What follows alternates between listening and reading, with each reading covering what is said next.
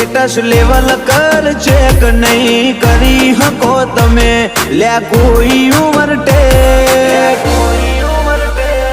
અમે આયા છીએ હવે માર્કેટ કરશું હેક હું આવું તણ તાર બદલી દેવો પડે ટ્રેક તમે થોડી રાહ જોજો રિટર્ન કરશું અમે બેક અમે આયા છીએ હવે માર્કેટ કરશું હેક નથી લઈ ફરતા જોડે અમે બંદૂક બેનાડી ઓય તો લ્યા ખાલી લાકડીઓ જ કાફી નથી લઈ